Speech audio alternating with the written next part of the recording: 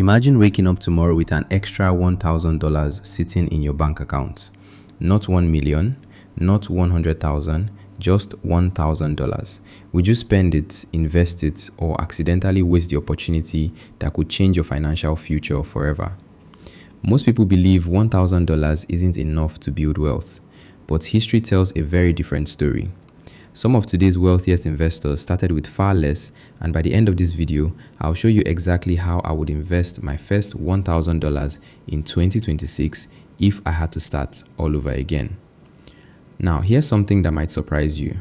The biggest obstacle to becoming wealthy isn't the amount of money you start with, it's the decisions you make after you get it.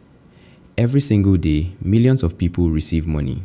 A salary, a bonus, a tax refund, a business payment, a gift from family. Yet, just a few weeks later, most of that money is gone. Not because they were lazy, not because they weren't intelligent, but because nobody ever taught them what money is actually supposed to do. Most people think money exists to be spent. The wealthy think differently. They see every dollar as an employee. Every dollar has a job.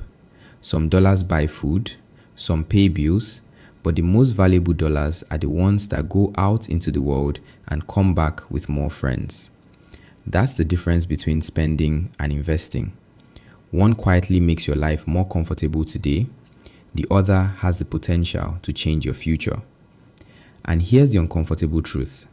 If I gave $1,000 to 100 different people today, 5 years from now, almost all of them would have completely different outcomes. Some would have nothing left, some would still have the same amount, a handful would have doubled it, and a very small number would have turned that $1,000 into tens of thousands. Not because they were luckier, not because they had secret information, but because they understood one principle that most people ignore. Small decisions, repeated consistently, can produce extraordinary results over time. That's why this video isn't about getting rich overnight. It's not about gambling on the next hot stock. It's not about chasing crypto hype. And it's definitely not about promises that sound too good to be true. Instead, I'm going to show you the exact mindset and investment strategy I would use if I had to start over from scratch in 2026 with only $1,000. No special connections, no millionaire parents, no insider knowledge, just $1,000. A long-term mindset and a plan. Because if you can learn how to invest your first $1,000 wisely, you'll know exactly what to do when that becomes 10,000, 100,000, or even your first million. So here's the question. If your financial future depended on the decisions you make with your very first investment, would you know what to do? Let's find out. I will break it parts. Part 2. Why most people never build wealth. Every morning, millions of people wake up to the exact same routine. The alarm rings, they get ready for work, fight through traffic, sit through meetings, work long hours, and finally return home exhausted. Then, 2 weeks later, a paycheck arrives. For a brief moment, everything feels fine. Bills get paid, groceries are bought, subscriptions renew automatically. Maybe there's enough left over for dinner at a nice restaurant or the latest gadget everyone's talking about. And then, almost as quickly as the money arrived, it's gone. Not because they made one terrible decision, but because of hundreds of tiny decisions that seemed harmless at the time. A coffee here, a food delivery there, a new phone on a payment plan, another streaming subscription, an impulse purchase after seeing an online ad. None of these expenses look dangerous on their own, but together they quietly consume the one thing that could have changed a person's future, their ability to invest. Here's the uncomfortable reality. Most people don't have an income problem. They have a money management problem. That might sound harsh, but think about it. Two people can earn exactly the same salary, live in the same city, pay similar bills, and yet 10 years later, one owns investments while the other is still living paycheck to paycheck. What changed? Not luck, not intelligence, not even income. The difference was what happened after the money entered their bank account. You see, most people have been taught how to earn money. Very few have been taught how to make money work for them. Schools teach mathematics, history, science, languages, but almost nobody graduates knowing how compound growth works, how businesses create wealth, or how investing can slowly replace years of hard labor.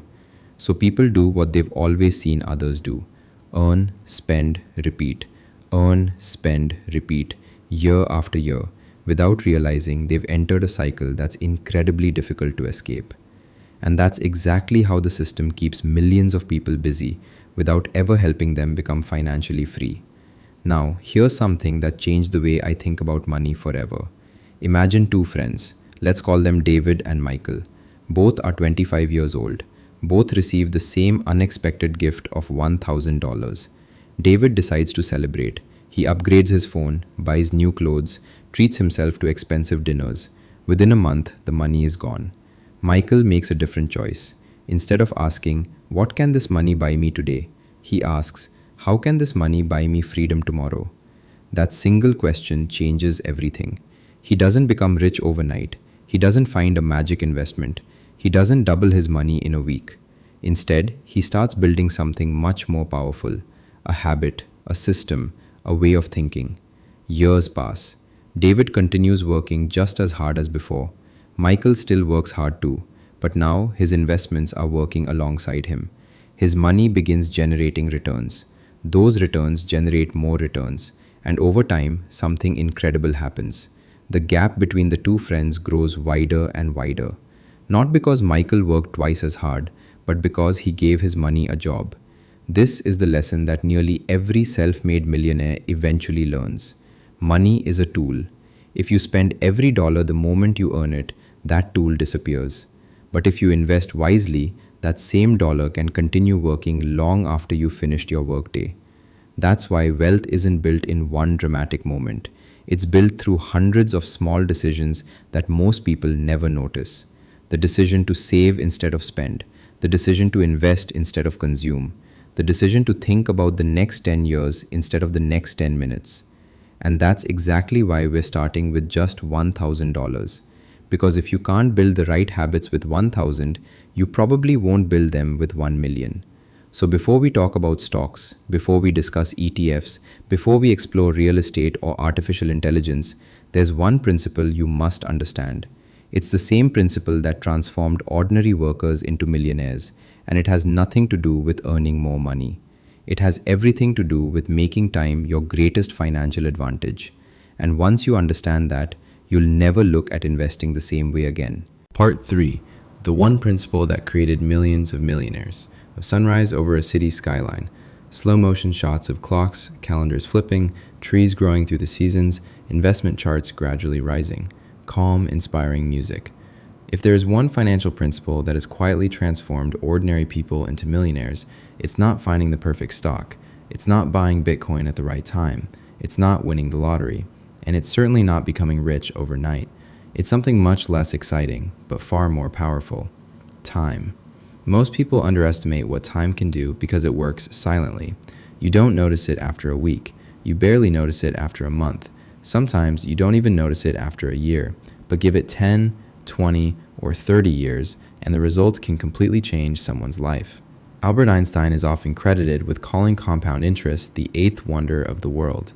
Whether or not he actually said those exact words is debated, but the idea captures an important truth. When your money earns returns, and those returns begin earning returns of their own, growth can accelerate over long periods.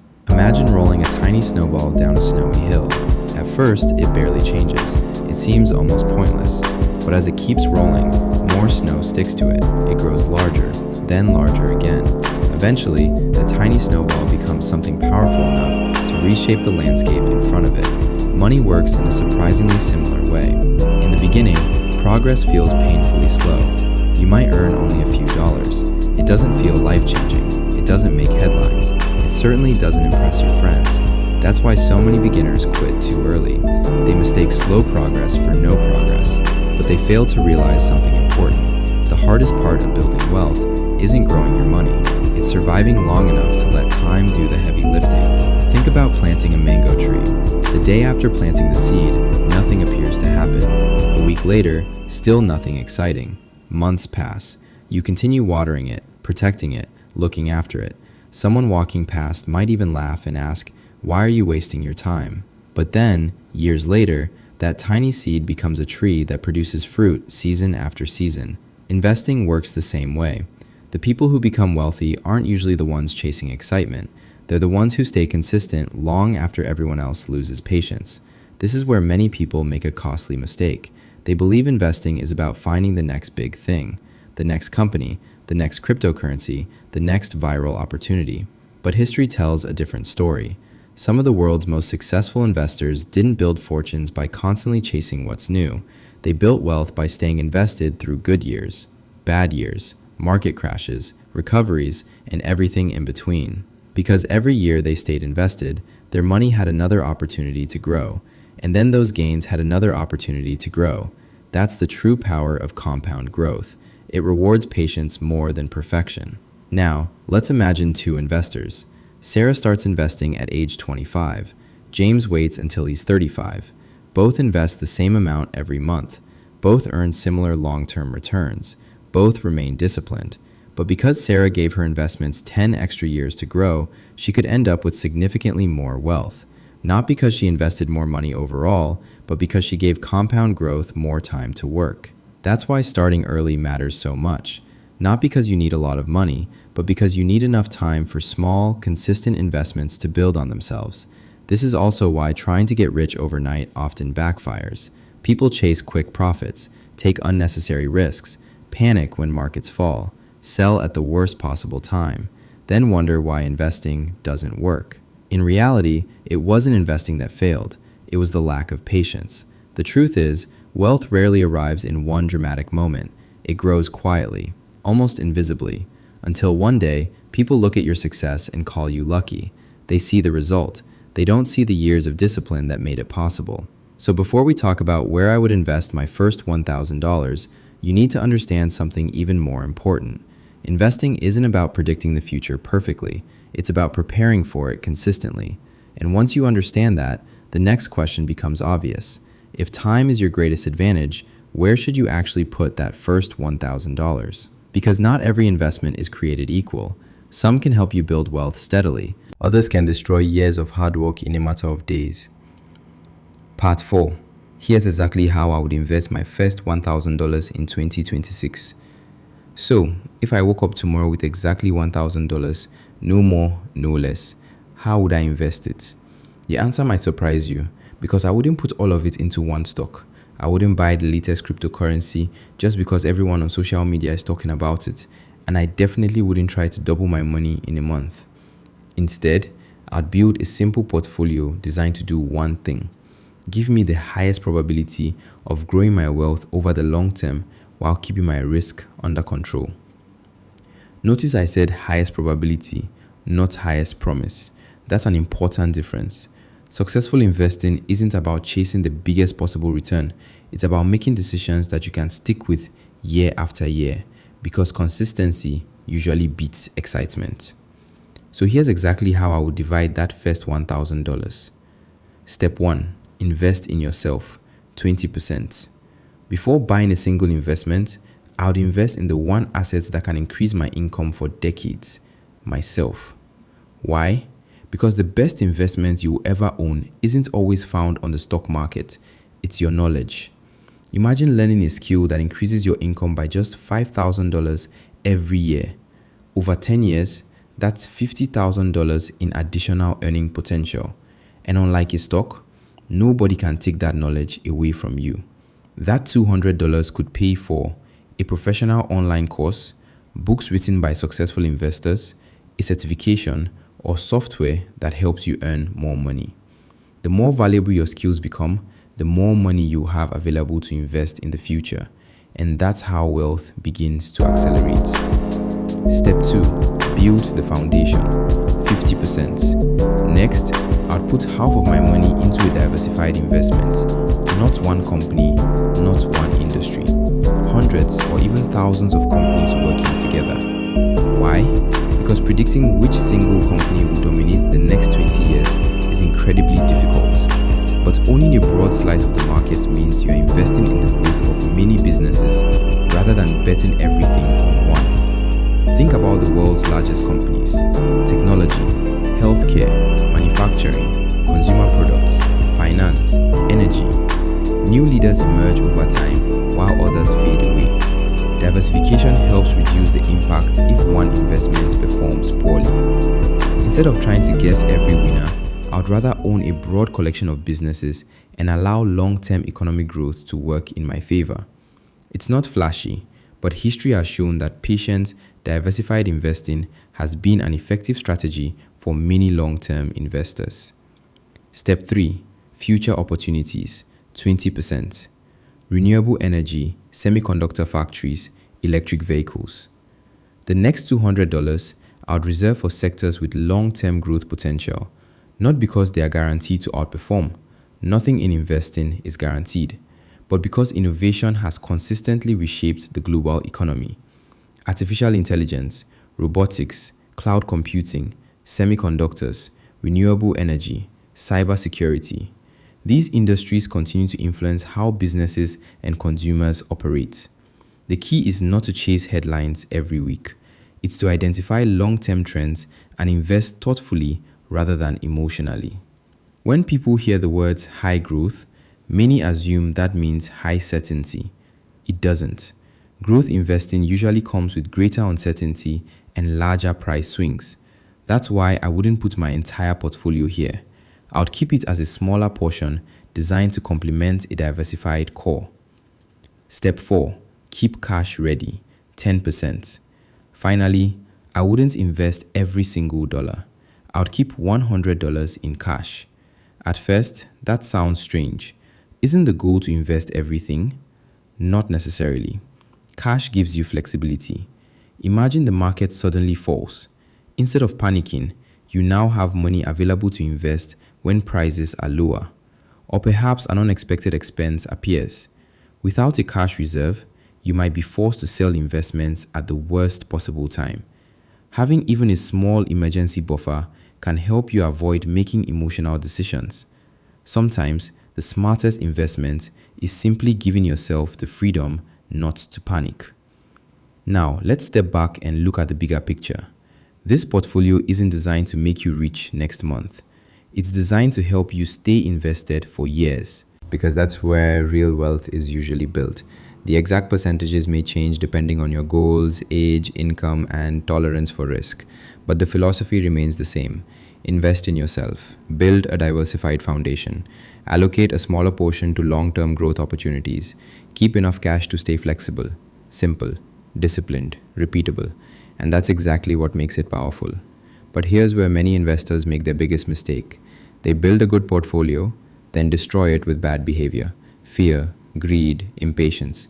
These emotions have cost investors billions of dollars over the years. Part 5.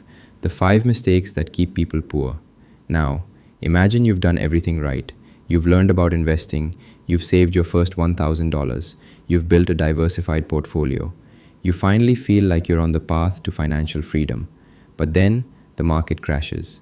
The headlines become terrifying. Stocks are plunging. Billions wiped out. Is this the next financial crisis?